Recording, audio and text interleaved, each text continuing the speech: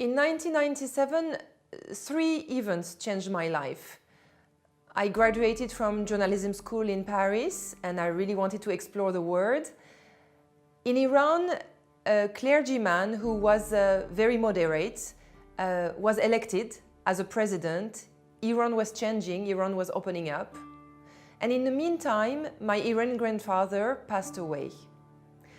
Suddenly for me it was like a wake-up call.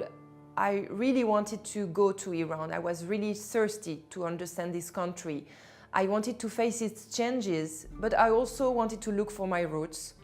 So what I did is I just went to a travel agency in Paris.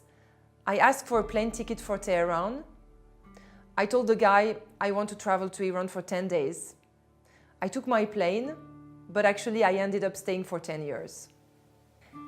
I think Iran was the best school of journalism. It was the toughest one as well.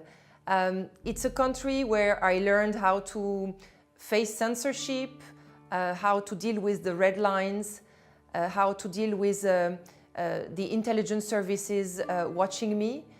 It's a country where I also learned how to deal with fear. In such a country with a lot of restrictions, fear becomes your best companion and worst companion as well.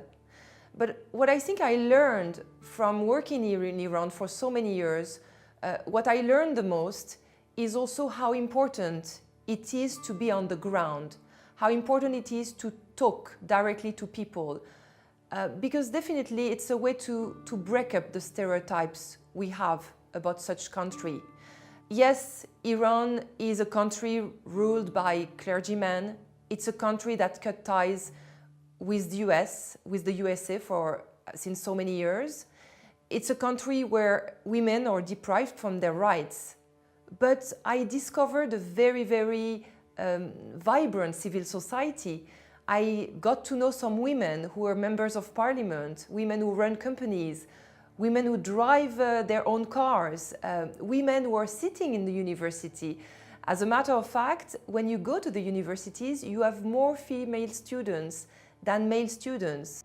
This book is an invitation to Iran. It's a window to another Iran, far away from the scary headlines. Yes, Iran is a country full of restrictions. It's a country where you can end up in jail for an article. It's a country where you can end up in jail because you didn't wear the scarf, the mandatory scarf. But it's also a very vibrant society. It's a country with very educated people. It's a country with so many brave women, brave students, people ready to go to the streets and demonstrate against the regime. And I really believe it's a country that is really eager and ready for democracy and opening up. I really believe that it's the best way to give a chance to those people is not to isolate Iran. The more you isolate a country, the more you impose sanctions, the more you give reasons to the hardliners to crack down on the society, to close the doors to the outside world. I believe the change should come from inside.